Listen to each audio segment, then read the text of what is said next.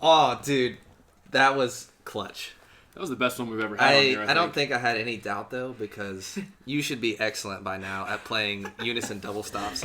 So Yeah, that's pretty good. All right, man. We're up here in Ohio again.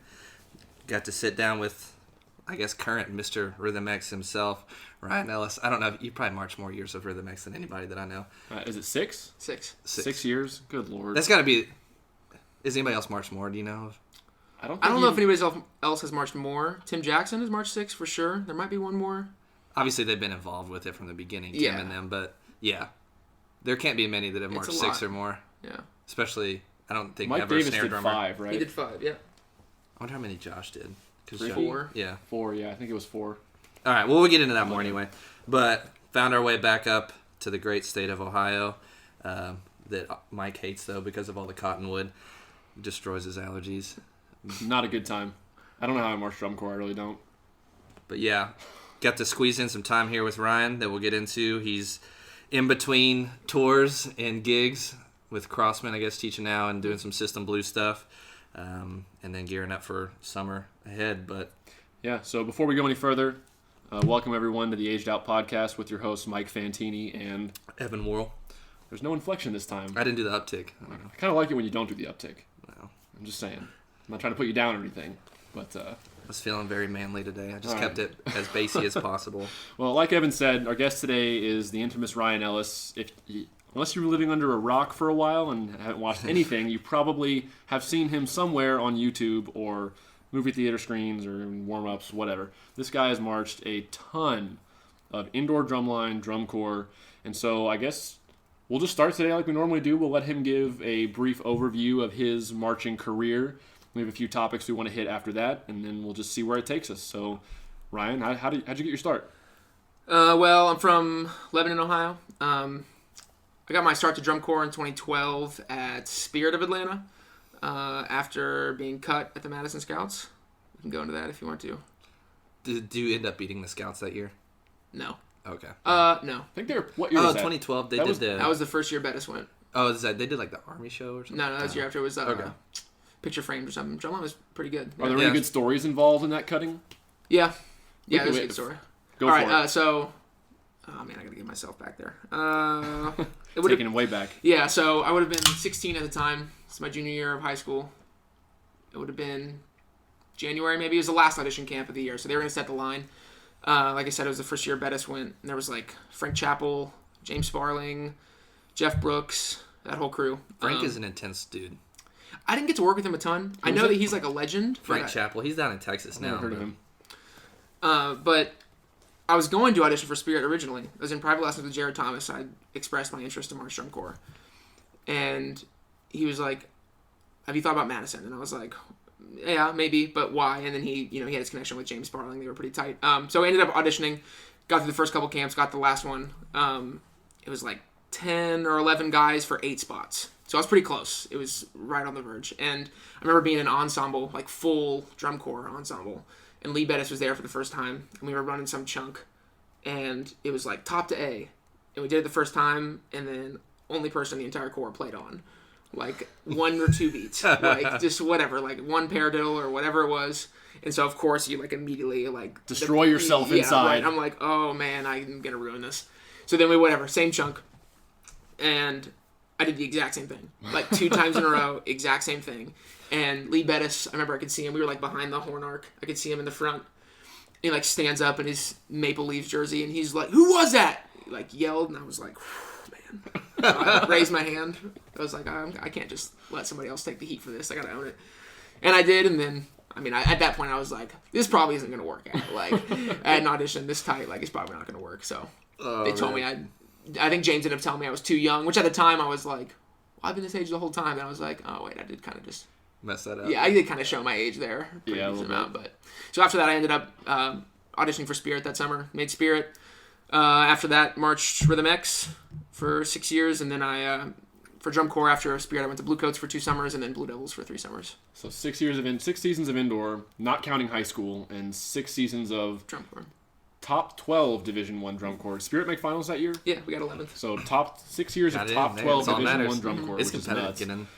So let's Well, I guess you made your jump from... So what kind of influenced your decision on where to go to from there? Obviously, you started off with Spirit, then decided to go to Bluecoats. Was that because of the Rhythm X connection and the people that also worked there? Yeah, I mean, there was a large number of reasons. I mean, being from Ohio, Bluecoats was kind of like the core. I had I had a couple like core crushes growing up, but Bluecoats was definitely one of them. Like the 8, 9, 10, 11, 12 area. It was really like I remember marching and seeing 2012, which you were in, right? Yeah, that was my age. And seeing 2012, and I think it's still one of my favorite books to date that Tom has written. And the drumline was immaculate, and I was like, all right, I want to be a part of that. And it helped that once I had made Rhythm X, Tom Gasparini was my center snare at Rhythm X, and I just gotten hired at Coates and came up to me and was like, you should think about auditioning for Bluecoats. And I was like, that sounds great. Like, let's do that. Yeah, helps to know people, man. Yeah, it does. It really does. So, yeah, it seemed like the obvious choice after that. Yeah.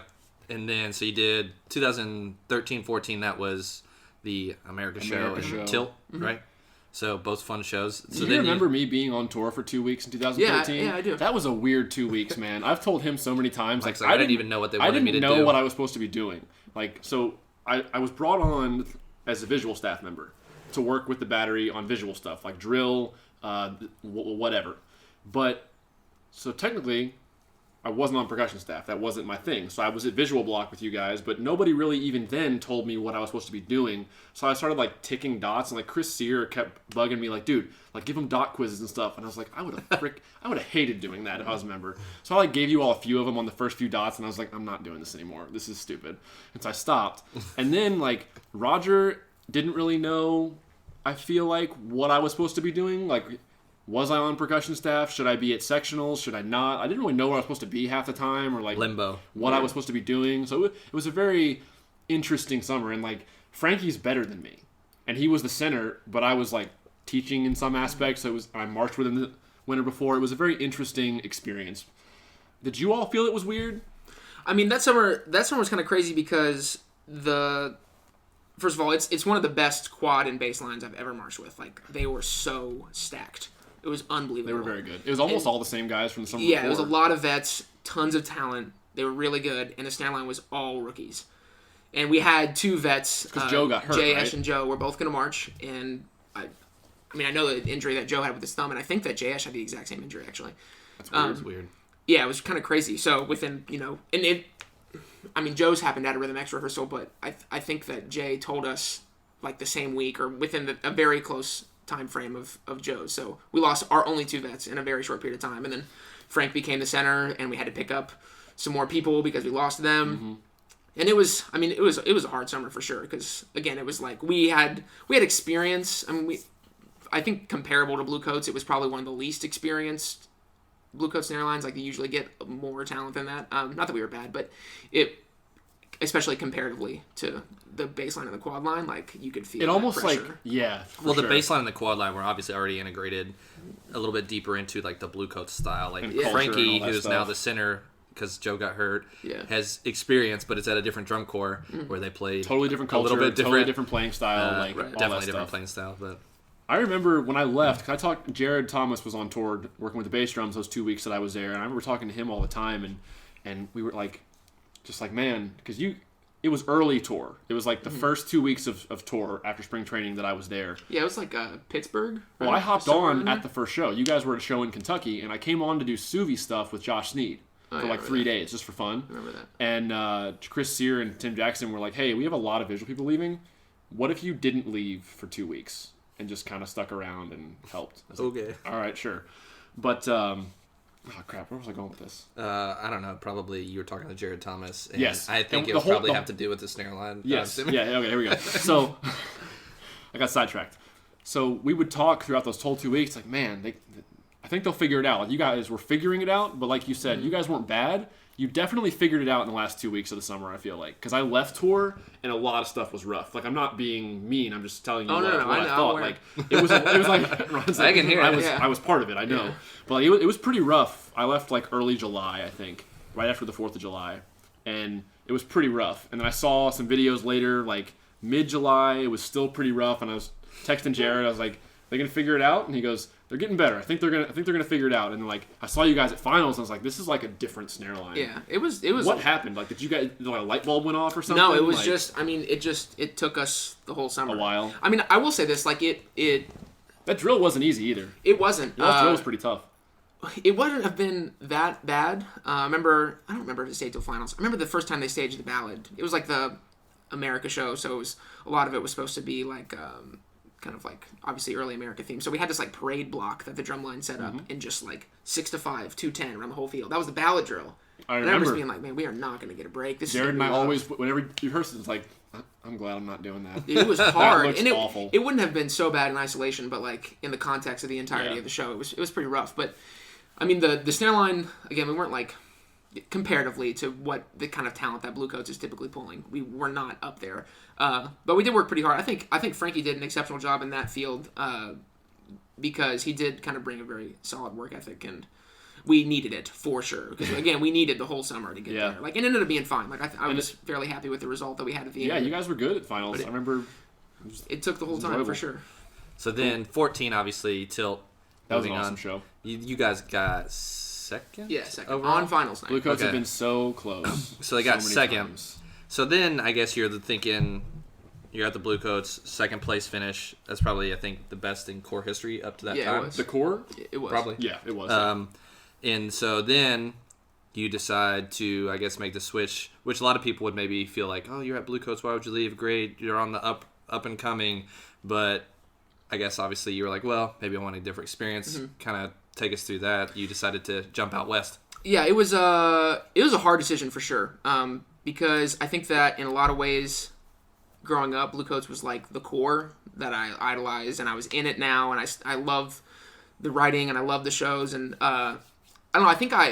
I know that I kind of came to this realization that really inspired by Jason Schlodweiler, who's one of my buddies. He marched Coats and 14 with Is me. that how He you say marched- his name? Schlodweiler. Schlodweiler. Yeah. We just say salad fingers. Yeah, Aaron Bailey told us to say salad a fingers, lot of people so say that's that. what Yeah. we use. If he's listening to this, he'll find that funny. But so he came from Vanguard, and I think that like so Jared Thomas was like my private instructor growing up, taught me everything first, and he marched Crown and Coats and Rhythm X, so he kind of came from that, and then I marched Spirit and learned from Kevin Thorburn and Chris Gary, Rhythm X Bluecoats guys, and then I marched Rhythm X, and obviously there's Josh Brickey who marched Bluecoats, there's Tom Gasparini, there's all these people, so like I was very in on the Rhythm In that X Bluecoats circle, culture, like that yeah. was...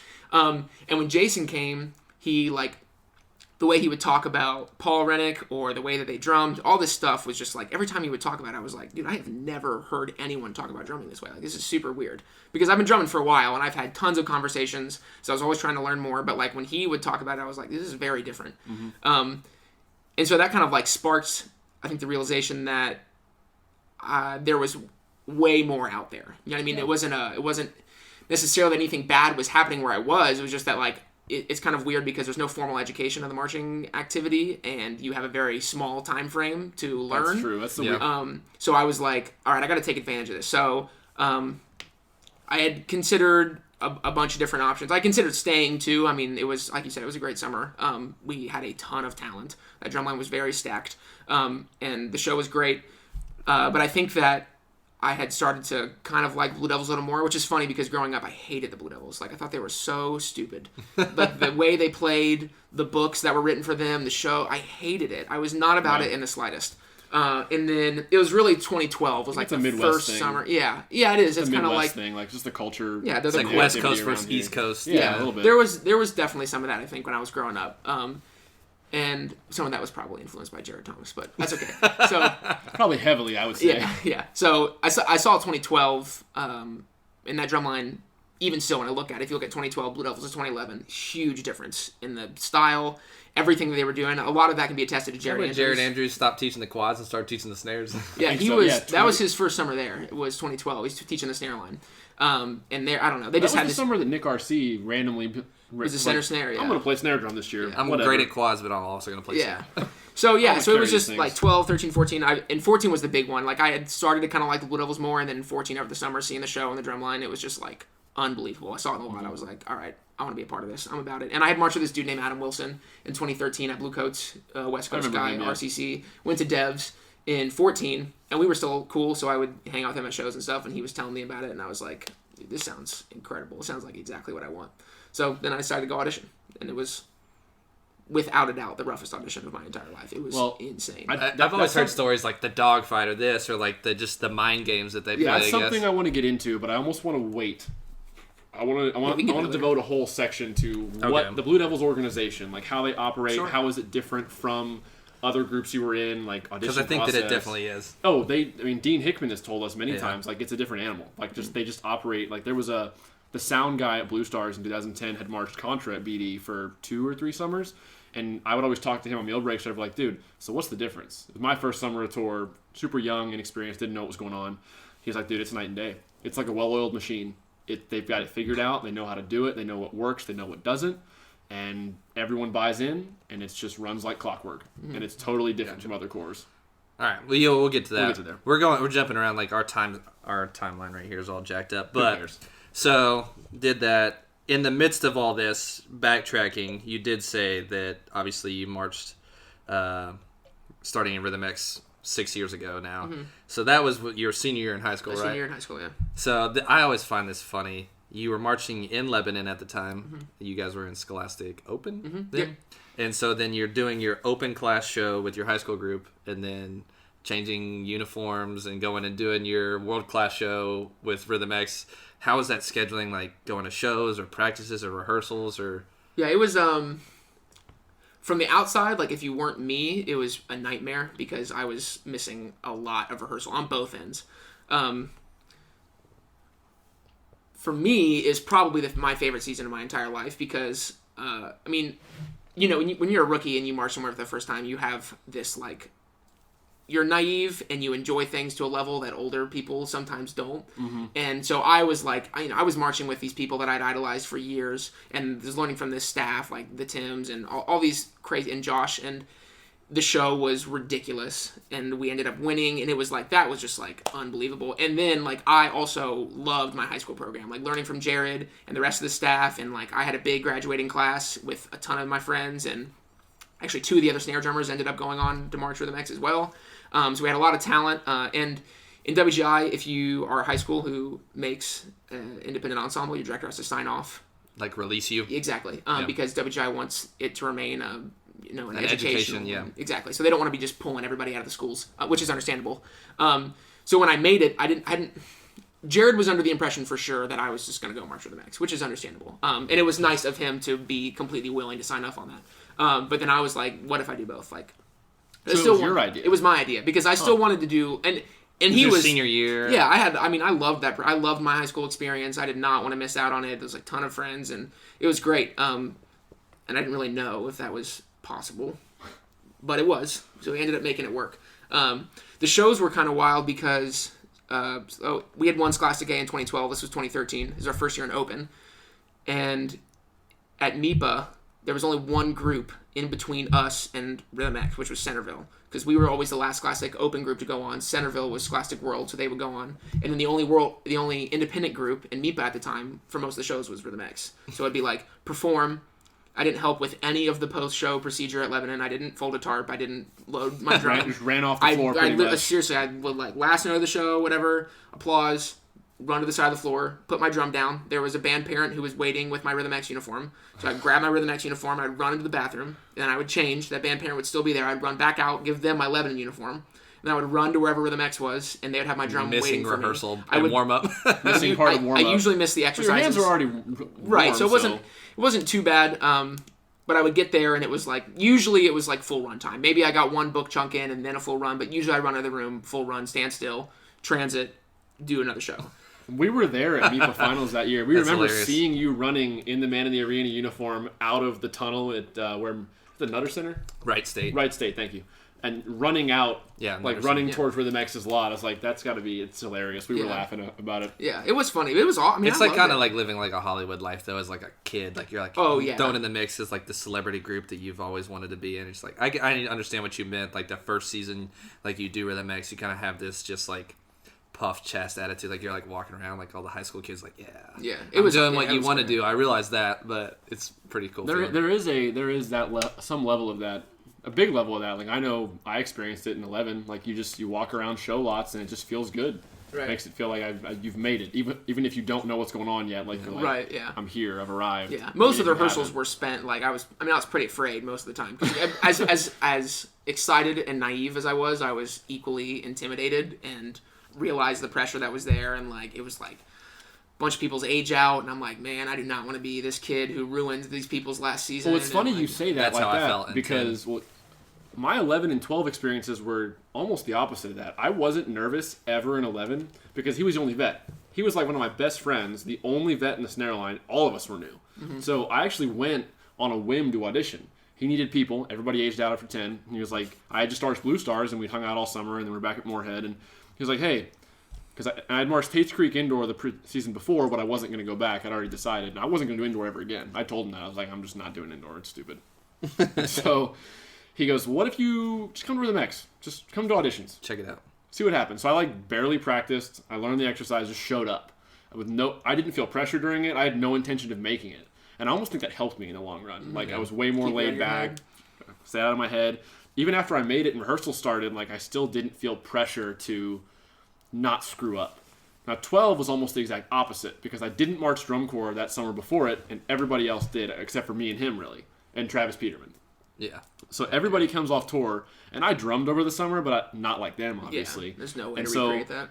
Josh was playing like mind games with Travis and I, like coming back, like not having us on drums with like other kids in there, other drum corps people in there. I was like, actually at that audition. You probably were. Not participating. You were just hanging out. I watched the audition. That is like the level of like obsessed I was with Rhythm X. So like I was in some big auditorium. I remember. Yeah, this. we did that. We did the American Idol audition geez. that year, where everybody got on stage and played. I remember this. You guys had to do like an open close open roll, right? Yeah, and like some people like butchered it. It was so funny. God, I messed mine up, but whatever.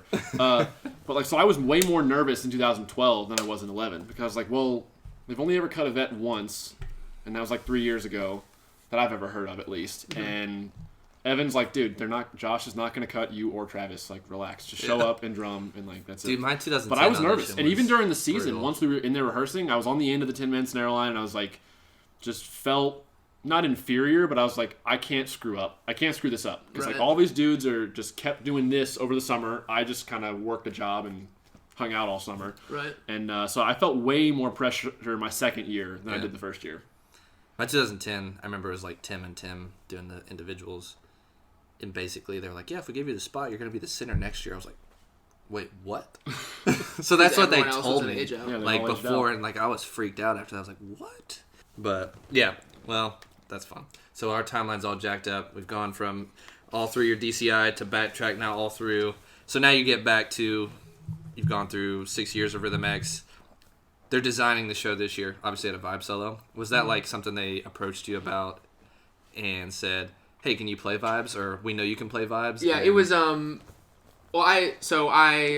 obviously there was a lot of sections where members did multiple things. Right. I think that was a big influence for Tim Fairbanks, was kind of seeing what different responsibilities a person could have and not keeping the instrumentation that they play exclusive to one thing. And then when I graduated high school, I was a music major. I went to school in Columbus for one semester, and then I transferred to University of Cincinnati, and I went to CCM, and I was a music major there, so I was playing mallet percussion and things like that. And he knew that. Me and him had conversations about that. I didn't know that was going to be a thing until I feel like he had already decided it was going to be a thing, if that makes sense. Like, he knew that He's like, I know that he's done this, so I know I can do this, and he'll just... Right, yeah. And, like, so the season had already started. It was maybe, I don't know, December, first or second week in December. And then he said, something about a mallet solo. And I was like, okay, cool, I'm down. And I remember I just like got this piece of music, and then we were just repping that part of the show, and I was like, dude, I haven't practiced this at all. It ended up being fine. It's for the next. That's how we do things sometimes. But fly by the seat of your pants. Yeah, it ended up being fine. I mean, I liked it a lot. It was a really cool part of the show. Yeah, just all that stuff where like the basses were playing the vibes, and everybody's moving and around, and marimbas are going on the floor and stuff. Yeah, it was cool, and it's fun as well to be able to kind of perform in different outlets like that, because as a snare drummer, it's just like one thing constantly, which isn't a bad. I mean, I love marching snare drum, obviously, but it is kind of cool to be able to perform in a different light. And then you get up and stand on your vibes. Yeah. Catch the stick toss. Did you ever miss? Yeah. Well, at rehearsals, a lot. Honestly, we were pretty inconsistent at rehearsals. Only one show I dropped, which was the Mid-East Regional Finals I dropped. That one was pretty bad. And there was another stick toss I had. You had the high one. I threw one to myself as high as I could. I dropped that one once at Indy prelims, which was pretty funny actually, because like there was like this eighth note motif, and then everything stopped. And the only thing that was weird, I think we went because we went to Indy that weekend. We were at Indy, yeah. So did you guys see prelims and finals? Yeah, not finals. We were in the lot. We finals. watched prelims. So you saw me We drop saw it. you drop I was it. gonna say, so everything stops except for that stick was in the air, so it catches a pretty decent amount of attention, and you hear the whole audience like, oh, like anticipation, and then like, just everyone was like, Every time. oh, It's like that a pin sucks. dropping on the floor. Yeah. So then the funny part was like most of the audience I would assume is the same at finals, and it happened again, and it was like redemption time. Like, yeah. So I ended up catching on finals, which was nice.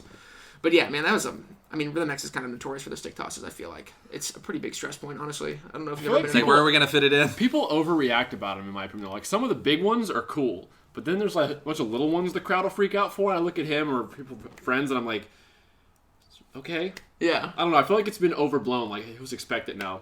Oh, it's a thing. Oh, it's a thing. I know it's a thing. I know It's when a thing. you're And learning being the show, involved like in it members. is super stressful. Like I would say 99.9% of my stress at every single show was the stick toss. Like I was not very concerned about anything else. Like because I can play drums. Right, I've can been play playing clean, for a long time, and I've been marching for a long time, and I had plenty of repetition, and I'd practiced, and I felt like very confident in my own ability.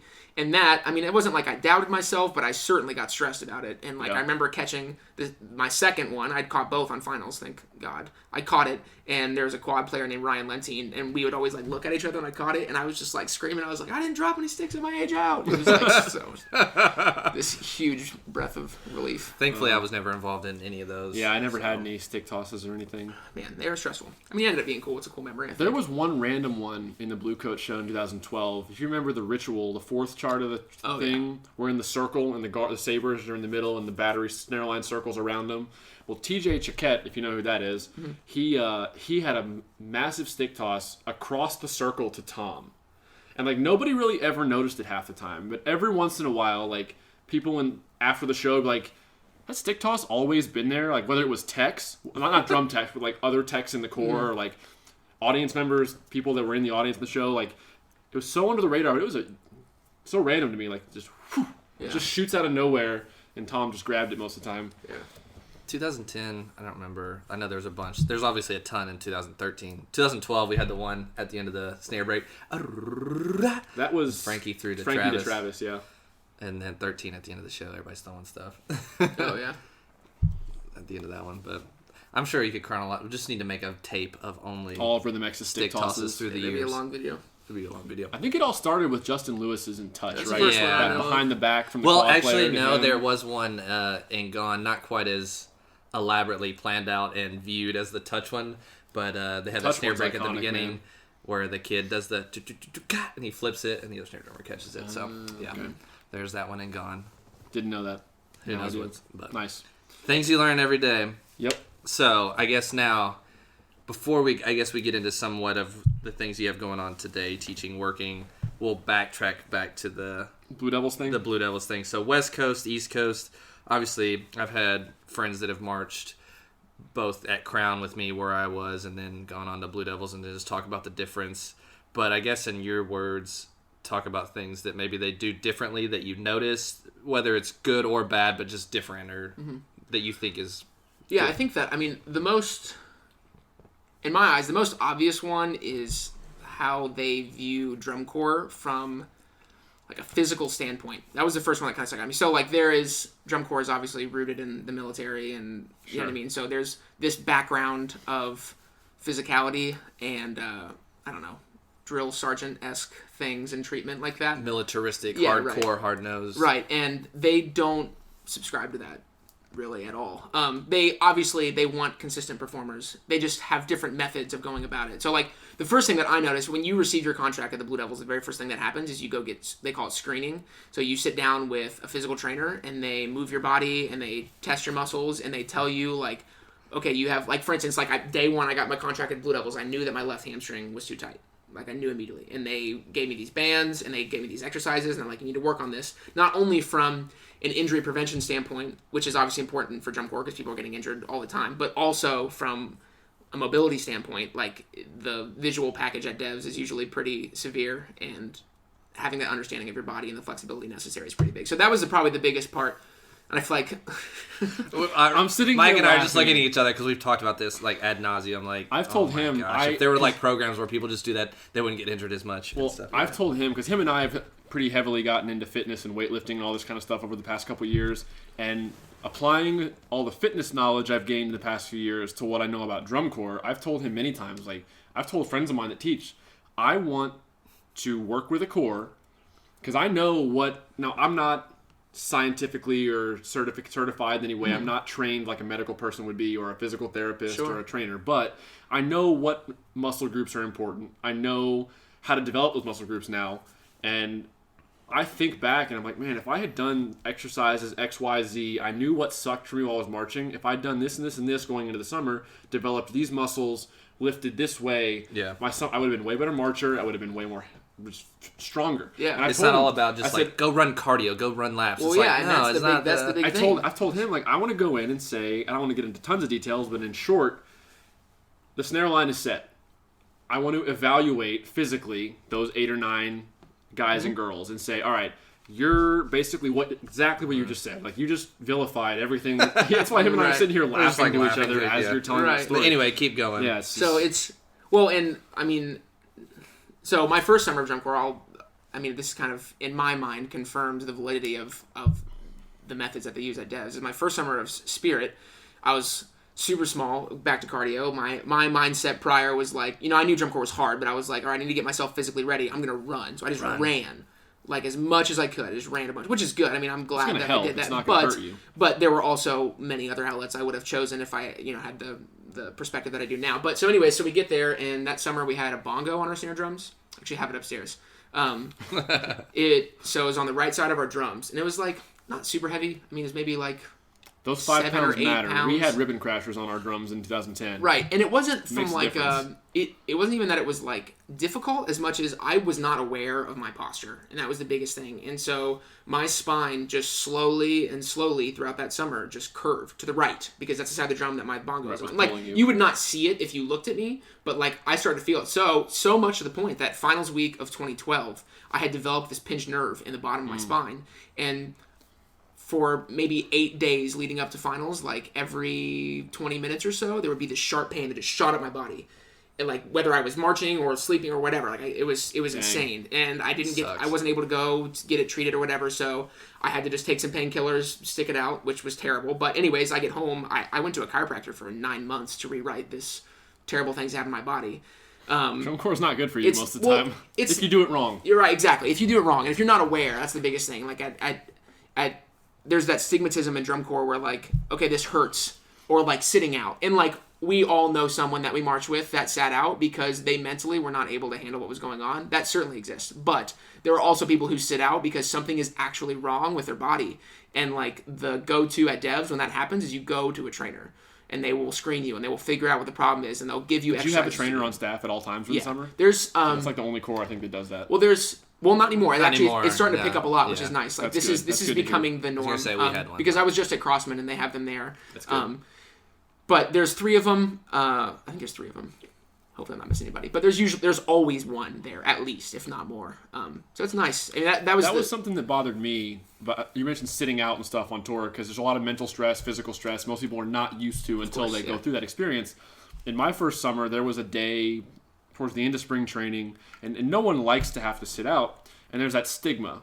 There's a stigma for sure. If anyone sits out, everybody else assumes you're just being a wuss. You're being soft. For example, there was a day of ensemble where we're rehearsing a chunk of the show, and I started getting a pain in one of my Achilles on one of my heels, and I was like, this is not something you mess with. Like, if this pops, I'm done. Mm-hmm. So I even got weird looks. I love Joel Hilbert to death, but I even got weird looks from him when I was like, Joel, like, he didn't believe me, basically. I was like, dude, my Achilles is like every time I do a cross step to grab to my left, it just shoots up my leg. Yeah. Like, I think I need to go stretch this out, do something here. This was before we had no trainer. We had nothing like that. So he basically was like, he like paused. Like, you could tell he was skeptical.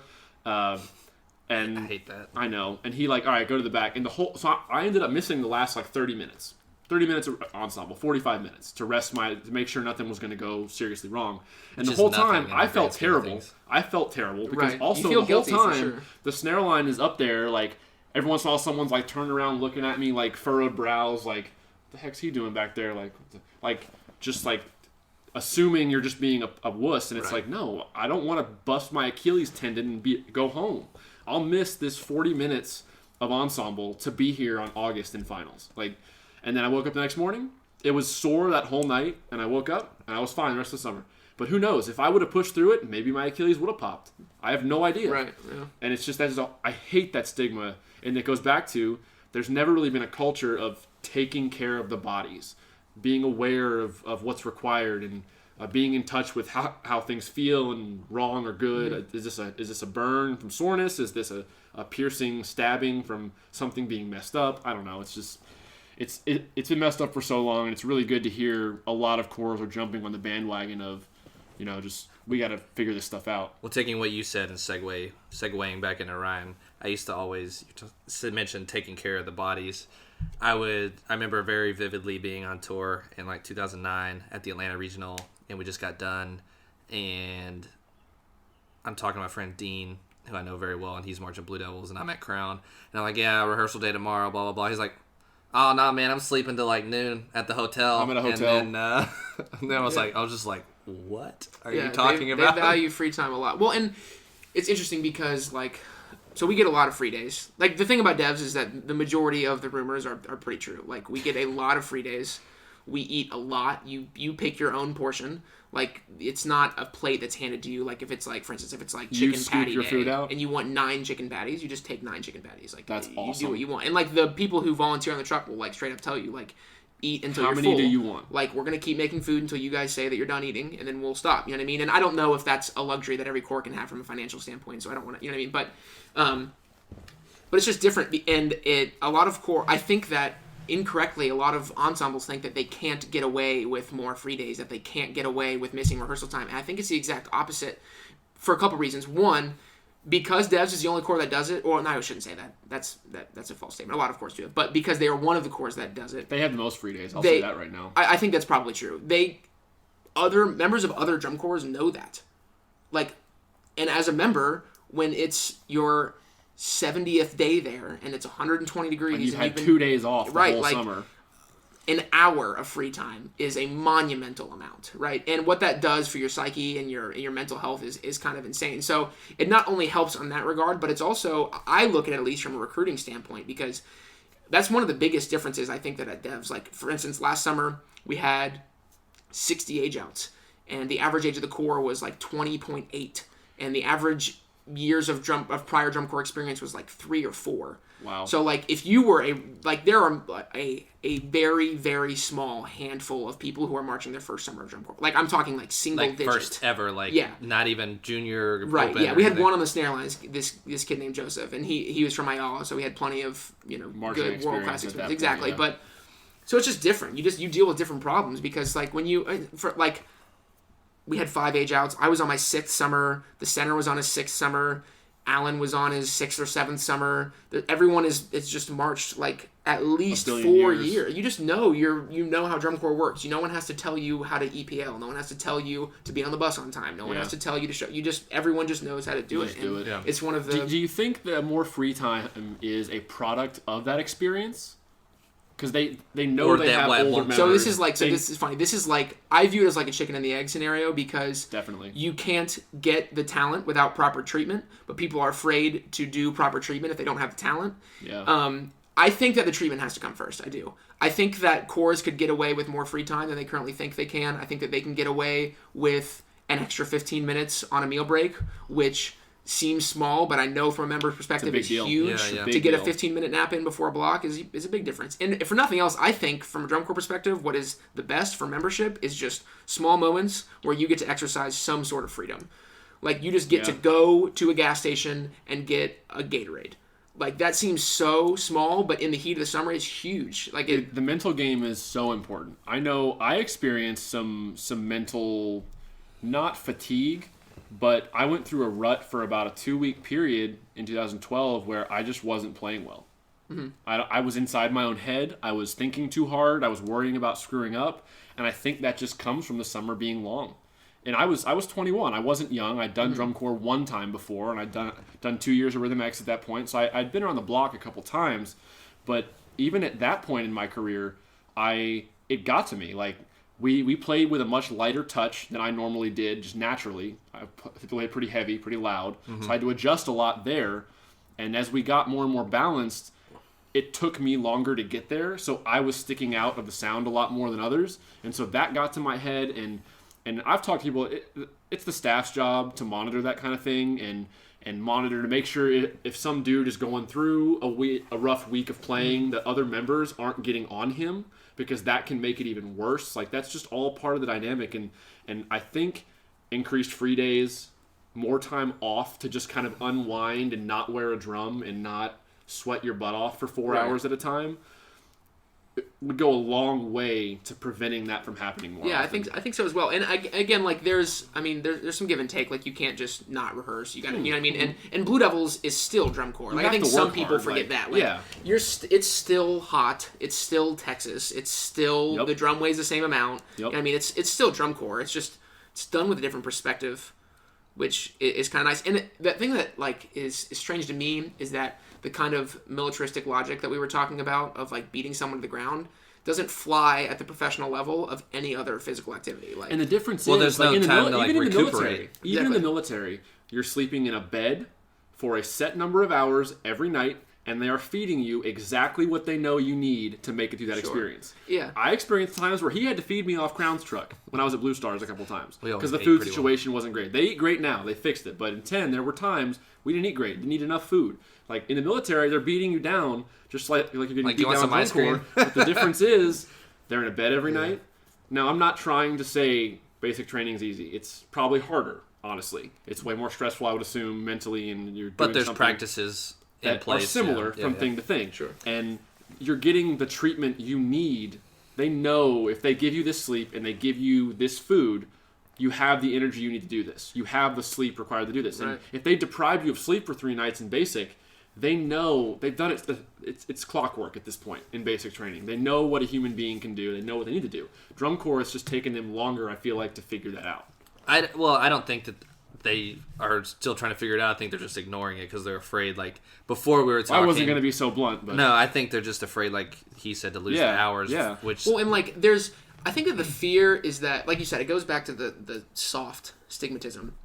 And, like, I am grateful for the fact that I was put in situations that I would never have wanted to be from, like, a physical and a mental standpoint. Yeah, it's like, good for you. It is. It's good to push yourself. I like that I, thought that my body was capable of a certain limit and then was forced to show myself that I could do more. I like that. And I don't want that part of drum corps to go away. I like that. And I don't think it ever will. I don't think it can. I don't think it can. It's It's physically demanding at the end of the day. Right. It's and so in. it's, the treatment is both from a physical standpoint, it's I believe that it's healthier for your body. It puts you in a better place. I mean, it's like when you run your first set of the summer, how your legs feel compared to, like, the end of July. Yeah. And, like, what was once super easy is now seemingly impossible because of just how malnourished and beaten down your body is. In 2010, I weighed 135 pounds. I'm 6 feet tall. Stood up straight, could see every notch in my spine without bending over, like standing up straight. I couldn't do anything except march and play that show. I couldn't play anything that was on our book and exercises at those tempos, at those heights.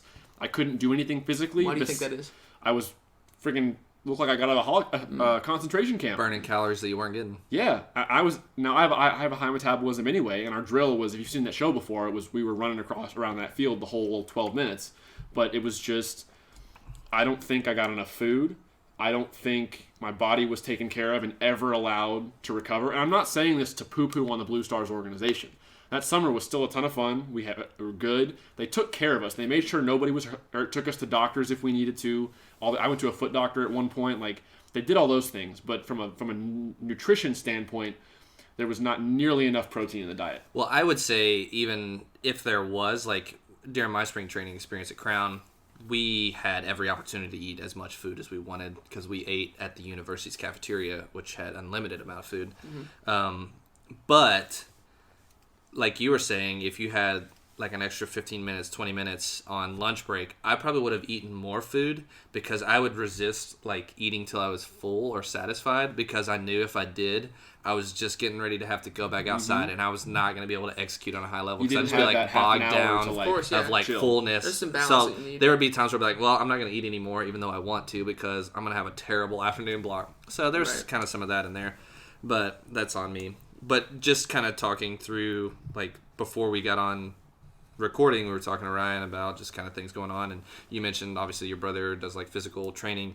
Those people believe in rest days, working out. We get it. We're Professional lifting, athletes like working train out. not 7 days a week. Yeah, It's like so- 4 or Right. 5. I feel or like at something. some point With a copious amount of sleep. you mentioned and tons of food. You mentioned the Blue Devils kind of just deny the stigma a little bit to the degree of like militaristic marching band. I feel like at some point they probably just made the program decision of, hey, they didn't always control maybe the monopoly or the attractiveness of experienced people, but we're going to make this decision and see what it does, this experiment to give people, because it had to have happened at some point, like just to change direction. Sure. I don't think that they were always like, we always have more free days. We always do this. Right, yeah, I But- have no idea what it was like prior. So I'm sure in like the 80s, 90s, it was a whole nother animal. But Yeah.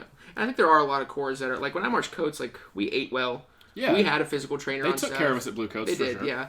And so I'm not trying to say that like Blue Devils is the only corps that do it, but I did certainly feel different about the experience when I was there. And I think that one of the biggest things is just like all of those decisions come down to the staff. What from a membership standpoint, it feels like the staff has a ton of respect. Like it feels like the staff looks up to you when they see you, which is like crazy because at most drum corps, it's the exact opposite, and you're being talked down to, and you're being told what you're doing wrong. I mean, at Blue Devils, you're told what you're doing wrong, but You're it's just treated like a professional athlete. right. And You're like treated like a professional athlete. yeah, and like compliments go a long way from a staff, I think. And at Devs, they were never hesitant to do that. If you did poorly, they would certainly tell you, and they kept it Yeah. honest. But like they also like it was not uncommon for you to do it down the line, or like if we were doing a visual block or movement ensemble or something, and someone pulled you out to demonstrate something, for them to just be like, that was great. And you'd be like, wow, all right, that was pretty cool. you're talking about down the lines, like go down and have each person play this and like check it out. Be like, all right, who's good? Right. Yeah. Yeah. And That's again, something like I feel like a lot of corps, we never did that at Bluecoats, and we never did that at Blue Stars. And I feel like that's one difference I've noticed, or I feel like I've noticed between BD and everybody else. Now, obviously, my experience personally is limited, having only been a part of 2 different drum corps, but they're all solidly individual players. You could go up to anybody in the snare line at BD and say, play your open, here's the Met, play the opener right now by yourself. And it would probably sound pretty dang good. It's actually funny because RCC was doing that in the final side. They It's did like, that. You want to play it? And like, all right. And that's, I feel like, a difference of, like, Josh Brickey said it a ton of times when I was in X. It's an 80-20 split, and I'm sure you've heard this before, too. Playing clean in a snare line or any drum line is 80% playing perfectly as an individual in time, having your feet in time, handling your stuff. The other 20 is being aware of your surroundings and playing with people around you and making small adjustments when needed. And BD, from what I've seen and heard, they really embody that. They really say, we're all going to be able to play our book individually with good sound quality, play the right heights, do everything as an individual first. And they do it in a lot, like you said, RCC, which is very much married with BD in a lot of ways. Sure. They do it in a lot in front of crowds. It's kind of impressive too. It It's like is. showing off. Because I know, like, I know I would have messed up if you would have been like at Bluecoats or Blue Stars or X sometimes. Hey, play the snare feature perfectly by yourself in front of these 100 people. I don't know if I would have played it perfectly every time or like, and not.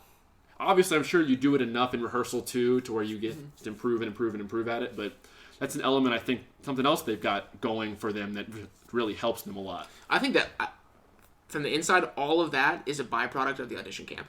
Like they just Let's get into that then. Let's they get into just the audition camps. well, I'm not even saying like what happens there. It's just who comes. You just get you have to be that get good. the right people. Like Yeah. you're not gonna get in if you can't do that because the talent level is unbelievable. Like I'm sure. when I auditioned in 15, there were 5 vets. And they almost always go with 9, so there's 4 spots. I mean, not that they wouldn't cut a vet, but you assume that that's unlikely. So there's 4 spots, really.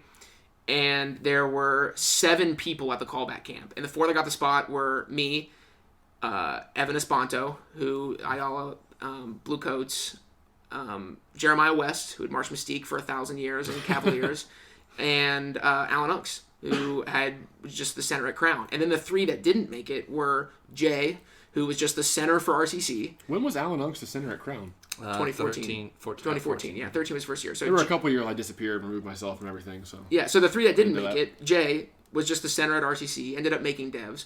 Arjun Derbacula, who and marched Bluecoats with me and marched RCC and was super young and this like high school prodigy and like ended up making devs. And then this guy named Scotty who was the center at the B Corps, and they were all ridiculous. Like it was ridiculous. They tried to set the line on Saturday night, and in 2015 they didn't do it until there was like 10 minutes left in the camp on Sunday. They just literally could not decide. And if we want to get into kind of like the nitty gritty stuff of what the audition camp is like, there is a significant amount of down the line. Specifically, Scott does this spree thing every year where it's like typical AB, AC, AD, where it's always, flam accent check and then drags, flam accent cheese, flam accent fives, and then he just starts to create these jacked up patterns. And it goes like, I don't know, maybe 20 patterns deep. It's long. Wow. And it's really, I think that, obviously the hands are important, but I always feel like in that scenario, Scott is just evaluating someone's head. Because he teaches it, and you get 2 reps as a snare line, and then it's down the line, and that's it. Wow. And you just go. And, the success rate, when I say success rate, I mean like the people who don't break is 30% tops. Wow. Like, it's very difficult. He's going to find out right then and there whose brain's where he needs it, who's right, and going to crack under the pressure. There's always someone, everyone's marched with someone who is a monster snare drummer and mentally is not ready for the pressure that you feel over the summer. Like when you go into Allentown and you're within a half a tenth of another drum line, and you're like, if we play this well, we're going up. And if any one of us makes a single mistake, it's not going to happen. Judging your face, right? Ready to go. Exactly. Like you feel that pressure, and like that's different than being able to ram flam drags in your basement. Like that's different. And so he wants to see that, and he does. Like it certainly is. It's a telltale sign of who's ready for that stuff. And I think the weirdest thing, I think, or the least conventional thing that they did at that camp. There was plenty of them, but I think the most notable was Scott does this thing called the blind taste test, which is awesome because I do feel like in a lot of audition camps there's a ton of bias, and that a lot of people get spots based on previous experience, which is obviously important. But it might... I did in 12, 100%. Yeah, it might... So, at that camp, Sean Clark was a center snare. That was already determined. And Sean had to give every auditionee a number. So you get a number. The staff does not know this. Jared Andrews wrote a lick that was like 12 bars long. It was a similar situation, 2 times as a snare line, down the line, but the entire staff turns around and they just call a number. And they don't know who it is. And it's vets and auditionees alike. And that's awesome. They call a number and then you play. It's like The Voice or whatever, basically. I mean, it would have been detrimental to me listening. because I was always like good enough, but I was never like a standout performer in the groups I was in, and I'll admit that. Like I'm not too proud to say that, but I botched my 2012 audition. They still contracted me at the first camp. Do you want Bluecoats or Rhythm X? Bluecoats. Because, I mean, Tim Jackson was on visual staff. Ryan Lamb from X was there. Tom and Joe, I was marching with them for the second winter. They spoke up for me. Like, I just butchered my individual audition with Mike Jackson. And I got done playing. I told him, I was like, Mike, that was not indicative of what I can do. But that's pretty cool from an auditioning standpoint, because, like, how could you argue with that? Like, it's... Right, it makes you feel comfortable in the results. Yeah. Like, it really felt like... In or out, you're like, well... Right. I had my opportunity. Right, yeah, it was cool. It was also cool to see the vets put under that same pressure. I think that's always, as a rookie, it's awesome. As a vet, it's a little annoying, possibly. Terrible. I mean, it's good for you. It's not a bad thing. But you don't get to just like, coast, phone it in and be like, I didn't learn any of the material. When there's a down the line, you're doing it. When they're, like you're doing everything that everyone else is. There's this exercise that Devs plays called 16ths, which is like this singles exercise. And every year, Scott reefs it. It's like 220. It's like all this fast 16th invert motion and stuff. And it's always down the line. And everyone goes. Everyone goes down the line. And it just, I don't know, man. It requires that of you. That sounds like nothing like the 2 drum corps audition processes I went through. So 3, because I almost made last. It's a difference. Obviously, that's a noticeable difference. Right, and I will say that they were not all as stressful as the 15 audition. Like the 17 audition. No. You don't even move until the second camp. So the first camp, it's all different weekends. You just play. And then the second one, Scott will say, like, it's mostly about the visual. It's not a visual-only camp, but... What I think that they do a little bit differently than other drum corps is they really look into what the Vish staff's opinion is. So like in 15, that's using that same audition. If you got a call back, basically at that point in time, Scott has determined that your hands are good enough to make the snare line. So then they're just going to put you in new situations at the second camp, which is mostly visual, moving and playing, things like that, to then see if the visual staff agrees or disagrees, whatever they thought, take those opinions into account. So we had to do you're doing your dance work, you're doing all kinds of stuff like that, which is very uncomfortable for a lot of people because most people are just snare drummers. They're not used to that. I was certainly not used to that. And then you do drill. And I remember they wrote this mini drill and there was body, and then they were just like, okay, now everyone switch places with someone else. And it was like, okay. And then it was like, okay, here we go, we're doing it. And you're like, so that I think was just a testament to back to the 80-20 thing you mentioned with Josh, is what's your awareness to the ensemble? You know your drill, but you know the form, do you know the progression of what's happening? Were you paying attention enough to know what snare drummer number 8 is doing when you're snare drummer number 2? It's wild. They put you through every ringer that they possibly need to feel 100% confident in the 9 people they're going to pick. And that's why the 15 audition was so hard, because the talent was so high. Not that it was low in other years, but in 16 and 17 we had 7 vets in the snare line. So there's 2 people going through the ringer. You know what I mean? We have to participate. You're still doing all the same stuff, but you've been through it. You know what's coming. And the decisions came a little easy. For instance, in 2016, we had 2 snare openings. And those went to the 2 people that didn't make it in 15. They went to Arjun and Jay. So that snare line did in some ways feel predetermined. Although I'm positive if someone came and outplayed one of us or outmoved one of us, that they would have cut you. Yeah, they would have cut us. We would have been removed. But I feel like it'd be really unlikely somebody would show up and outdo you guys because you've been through it. You've done an entire summer in that system. You've been through the whole audition process. Well, I guess that's your the point, second time. Right.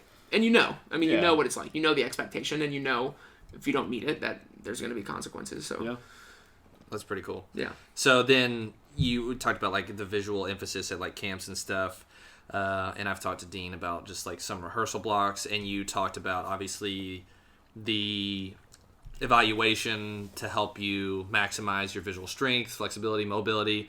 Were there things that you all did during spring training and also on tour that were kind of different from a visual standpoint? Because I think that's one thing that does stick out. Blue Devils, they move so well. Right. There's a couple things from a visual construction standpoint. The entire visual package is made on the spot. So not that it's not pre-thought out or premeditated, but it's not, you're not handed a dot sheet. You don't have dot sheets. There are no dot sheets. It's there's no dot books or anything? It's no dot books. So you get on a field, and there's a multitude of visual staff members who participate in this process. And the hierarchy is slightly confusing sometimes, but because they all have creative input, I think. But you just put somewhere, and they'll go here, and then they'll go, okay, snare line 8 counts over there, and they see it, and they like it, okay, and then you sit on the ground for 25 minutes, and then they go over here. And then it's like Tim Fairbanks, Joe. Right, exactly. So and it's just Tim Fairbanks. The number one. They have an idea, but then they're just figuring out. Right, and they in every single way put the package first. So you will not get reps on visual technique or things like that. Well, let me rephrase this. You will get them, but they will always change the show if they think that they can come up with a better version. So that obviously eats away at other time that I think that a lot of other ensembles aren't willing to sacrifice. We do less visual blocks. We do not play very much during move-ins as a drumline because it's a lot of visual time. I vividly remember in 2015, it took a while for them to stage the ballad, and we were talking about before how my visual response. We just sat. The drumline just sat in front of those book props, didn't really do a ton, and that's what I did for 3 days.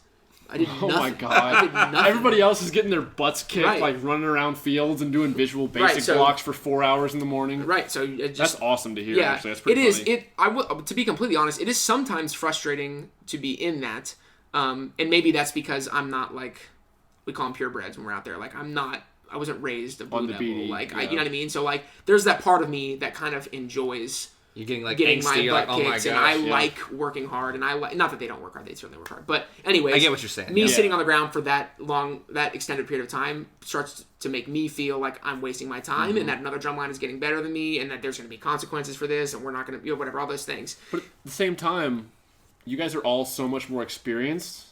They're having to work that much harder potentially because they have less experience and less talent, and that kind of makes me realize too, or not realize, but just makes sense with a lot of the things that you see with maybe early season BD videos of in the lot. It's so bad. It makes awful. A lot of sense now. It really does. And we And You're like, we could have been better if we were drumming. right. Well, and it is frustrating because at that level, you don't want to play dirty, and we know we'll be in lots, and it sounds like trash, and it's just like it sucks. You know what I mean? And we'll lose to Vanguard a bunch, and it's annoying, and it's you know what I mean. And it's one thing to feel like you did your best, and then someone just bested you, and it's another thing to feel like this is nowhere close to how good we should be. This is come see us in 3 weeks. Right. This is embarrassing. Like you know what I mean. So but.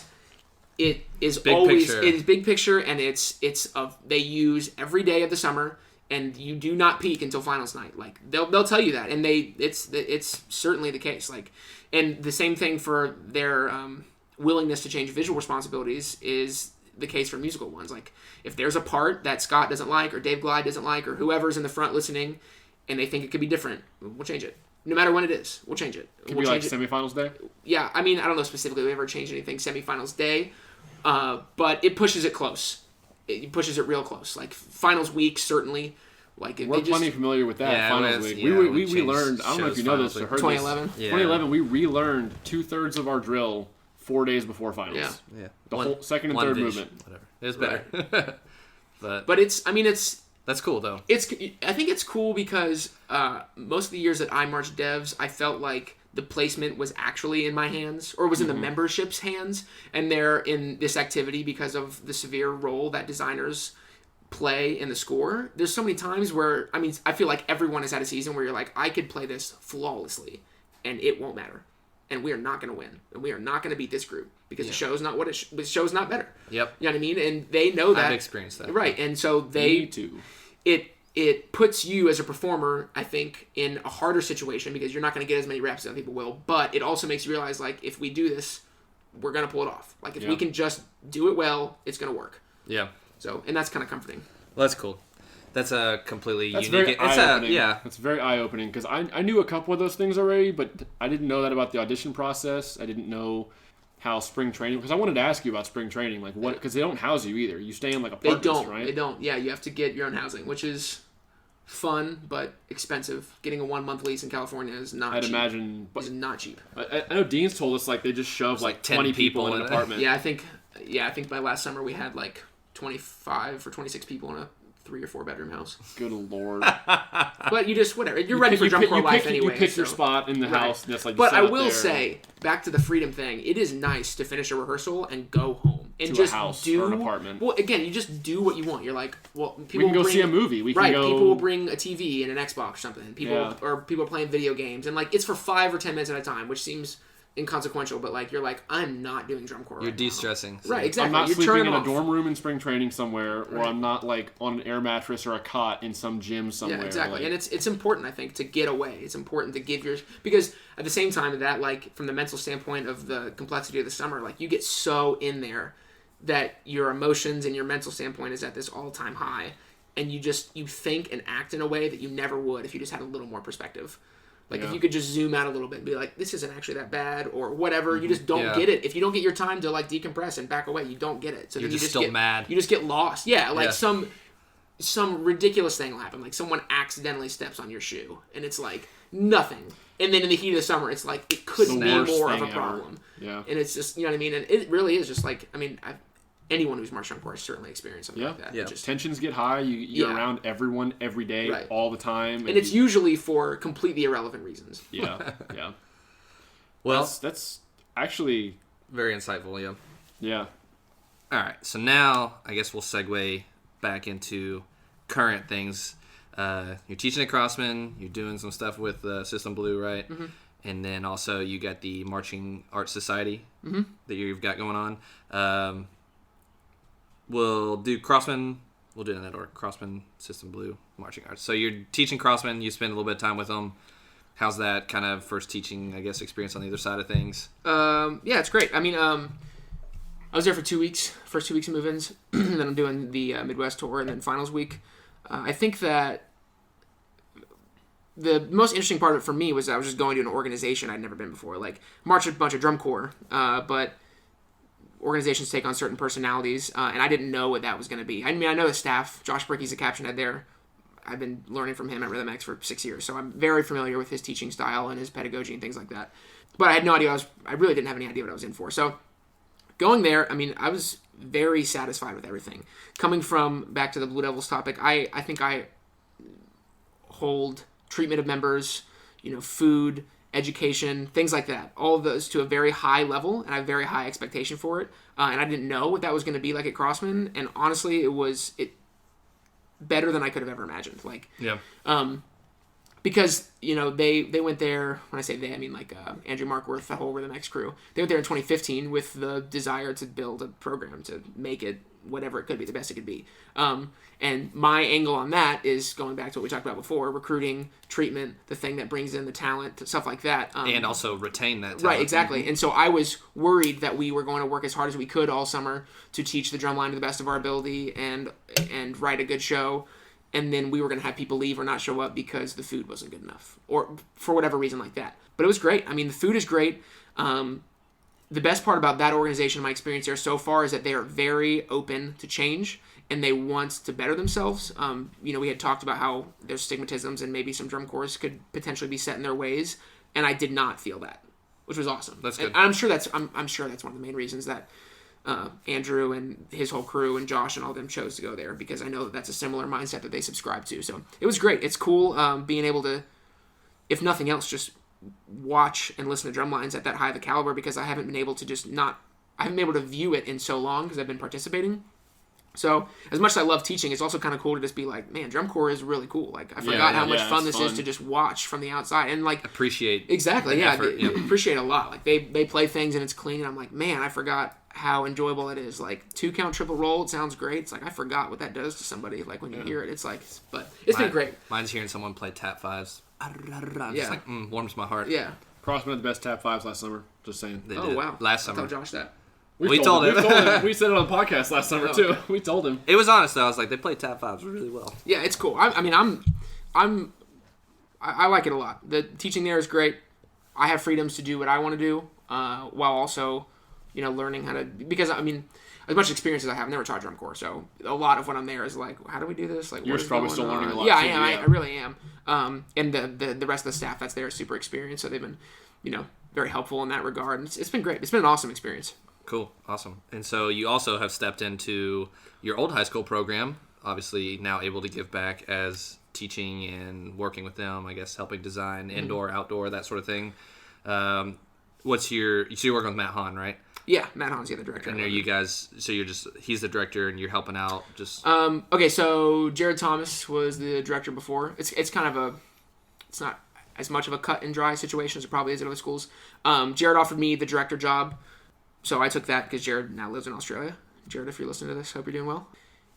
And I took over his responsibilities of writing for the Battery, and stepped into some new design roles from the creative aspect, which is good. So for the creative team, it's me, Matt Hahn, and then we hired Noah Bellamy and Aaron Bailey to help. I know about those guys. So there's some of our visual consultants, which is great. The team is a ton of fun.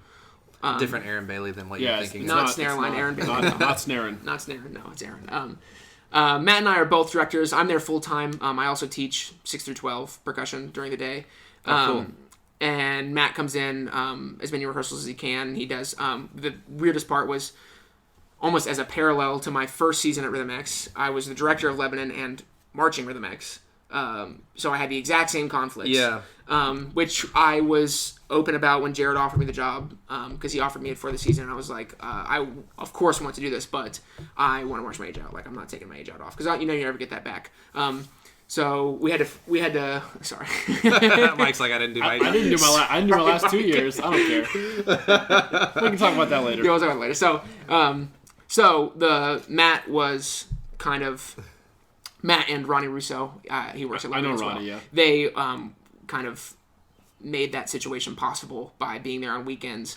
Matt does a ton of design stuff as well. So it's a very, organic process for how that works. But yeah, Matt and I are the directors, and cool. Yeah, it's been good so far. It was a fun season for sure. It was an interesting. I mean, it's similar to how my first year Rhythm X was. I was like kind of chaotic, but well, I'm there all week. I've known these students since they were, super young, and then it's like we have this great week, and then I go to Rhythm X, and I don't see them. I didn't see one show. Let me know how it goes, guys. Yeah, pretty much. Which kind of sucked, honestly, because I Yeah. was like, I want to watch see the this. product. I really want to just, Yeah. if not for like a critique standpoint, just for enjoyment. Like I want to just see Yeah. like the fruits of our labor. The payoff. And you guys made what position in finals? Ninth? Yeah, we ended up in ninth. We went up. okay. We were in 11th and prelims. Went up all 3 nights. Sweet. So 11th, 10th, 9th. It was great. The students are awesome. Show came together really well. Obviously, next year I guess it'll be easier since Yeah, you're much not easier. marching. Exactly. You I'll can be definitely able to spend be a there. lot more time there, which Yeah. will be much more Yes, relieving. it'll be great. Like, all right, see you guys. I gotta go again, but no. That's pretty much exactly what it was like. We would finish rehearsal on Thursday, and I'd be like, all right. I mean, I'd see him at the shows because See the you same Monday. circuit as Rhythm X. Yeah. In some ways, it was kind of cool because I feel like as an educator, it maybe gave me some validity because I would teach them, but then they would see me perform. And Yeah. so I think it kind of maybe worked in my favor a little bit because It wasn't as much of a do as I say. It was like Right. do as I do. right, I think it's kind of nice to teach through example in that regard, and it also puts some pressure on me because, they're smart, they're world class ensemble, so like I have a little fudge in a show or I fumble something, and like I'm gonna hear about it on Monday, and like they're gonna keep me honest, and like it's all in good fun. I'm glad that they do that. It was good. It was a good season though. Awesome.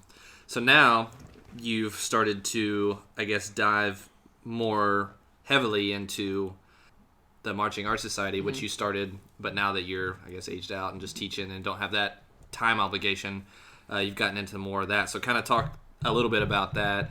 You started the podcast, obviously, Yeah. which we can certainly appreciate Yeah, right. and respect. Kind of take us through your thoughts on that. Yeah, so I mean, obviously, I had my passion for the marching arts started fairly early, and I recognized once I had made these ensembles at a younger age that I was going to have a significant marching career, and I didn't know what happens next. Like, I knew the age out was going to come eventually. You know what I mean? And I'm like, okay, do I just teach? Like, am I a percussion director? Whatever. So there was this maybe 2.5 year phase in my life where I was kind of searching for what I knew was going to come, and that originally manifested itself as I was going to get my music education degree, be a percussion director, band director, whatever.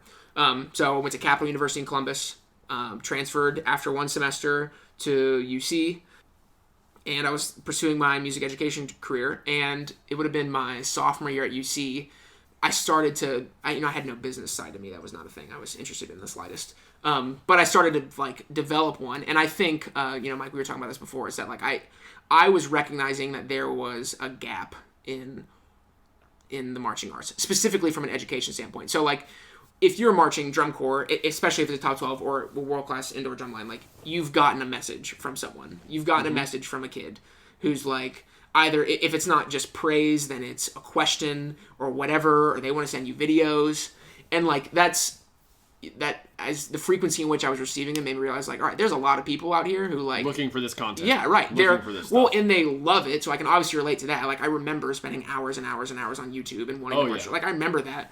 And the interesting thing about my progression is that the beginning, I got that spark and that passion prior to having someone who could help me manifest it. So my first 2 years of high school, in my 8th grade year, the Lebanon drumline was not very good. 65th place in Scholastic A, last, almost folded, terrible. And meanwhile, I was falling in love with drum corps and had no idea what to practice. And then Jared Thomas allowed me the opportunity to, realize those passions. Yeah. And it really is a pretty niche community, the amount of high school students who are able to have that help. We've talked about that before, just within our state, the amount of people, I was very fortunate that I went to a school that had an instructor that could guide me on that path, had that high level experience of marching with people and march drum corps. At the university I went to, drum with Eric Ward and those old cadets dudes. So I was very fortunate that I was placed in an area, but much of Kentucky is very rural and separated, and the quality, not to downplay it, but the exposure they get to knowledge from people of that caliber is low. Exactly, yeah. And I think that, I was born in Dayton, Ohio. I live in Lebanon, which is, 25 minutes south. And most people would consider Ohio one of the better states for band. Certainly not the best. We got Texas and California, things like that. But it's not, I don't never viewed it as a bad one. But even still, there's this huge gap in education. And I think that it really started to set in for me that, if Jared and that instruction was subtracted from my high school career, nothing that I have accomplished exists.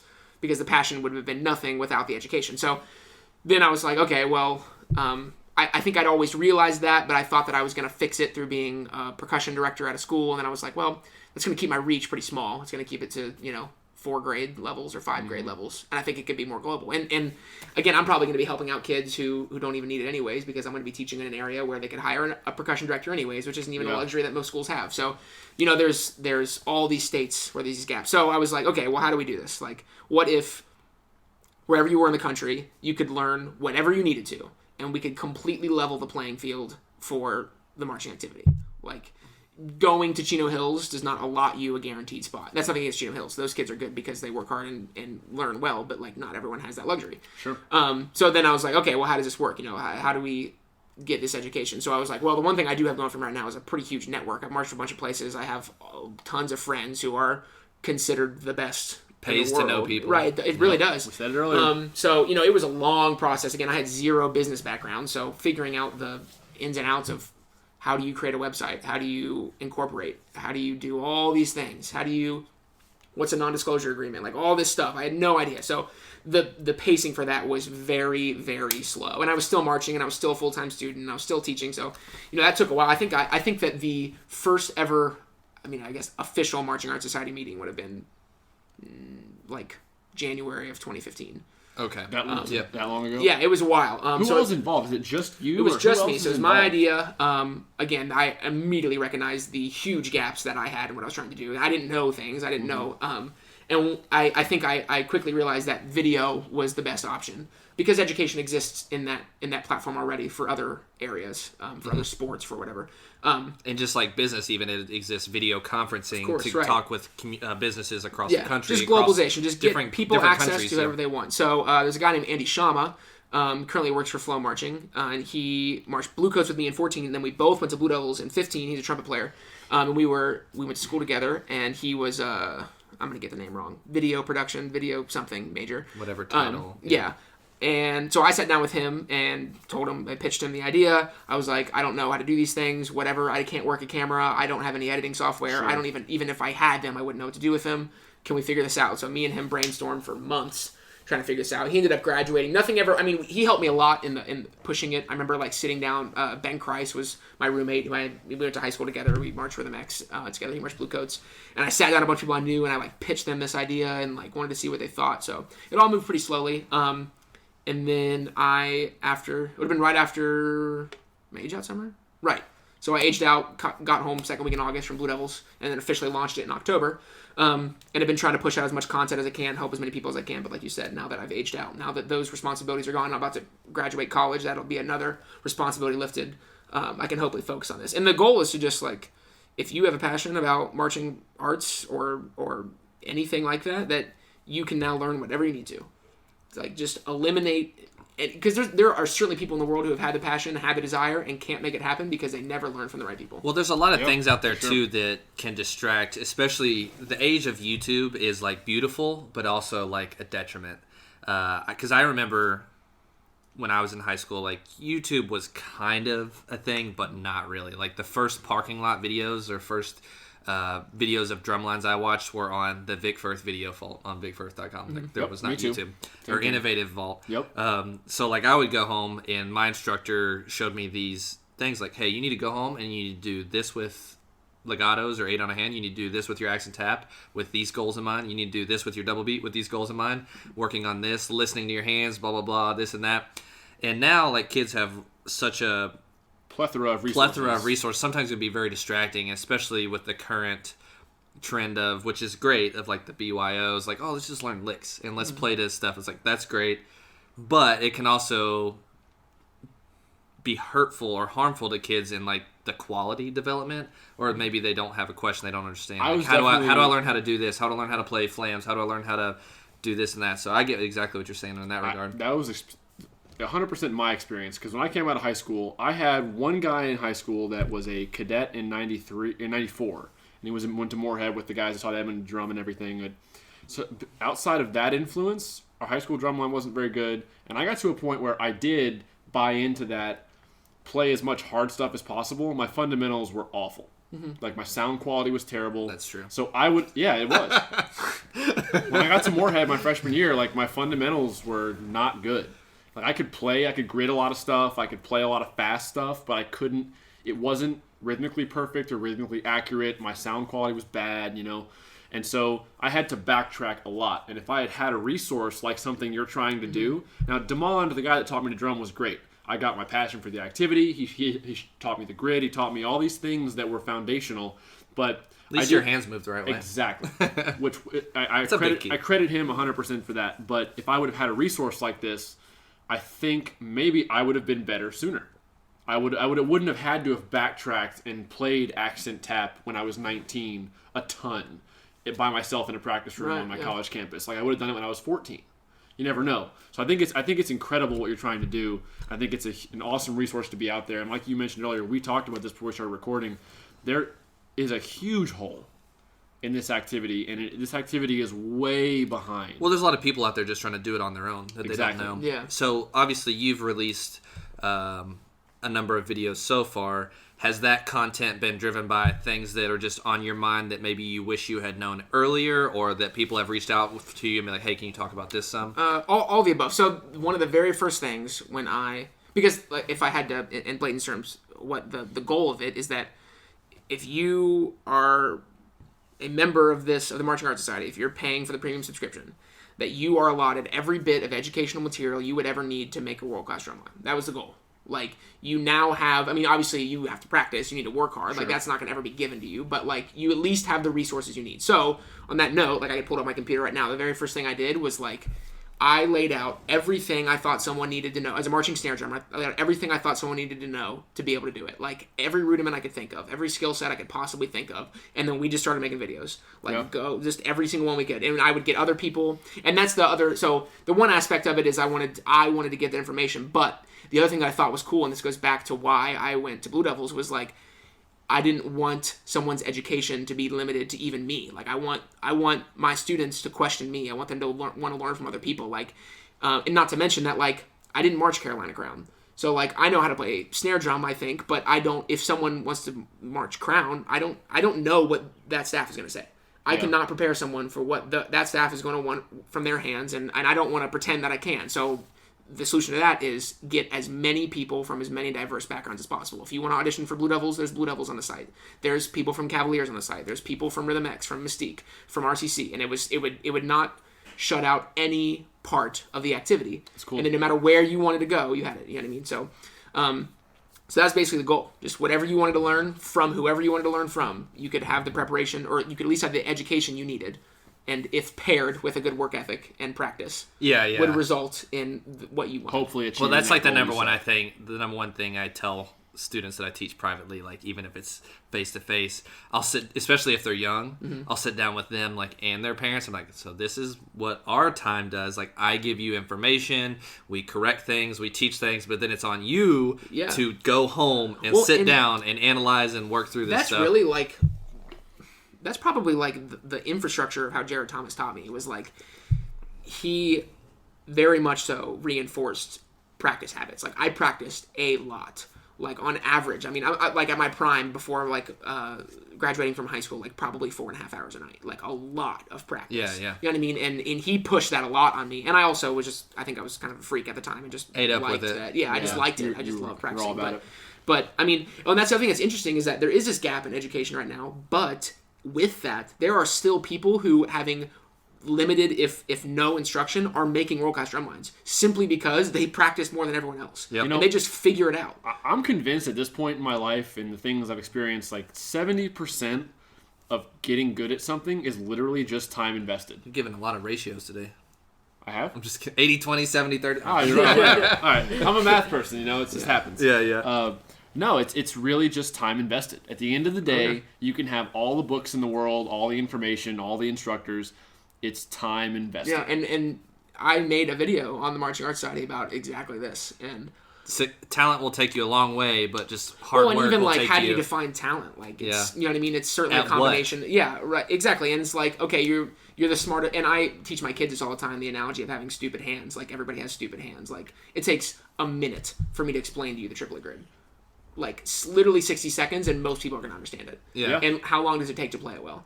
A long time. A long time, right? long So time. it's like, you know what I mean? Like, the education is certainly important, but again, at the end of the day, like, Time invested. there will probably be people who sign up for this service and don't get better.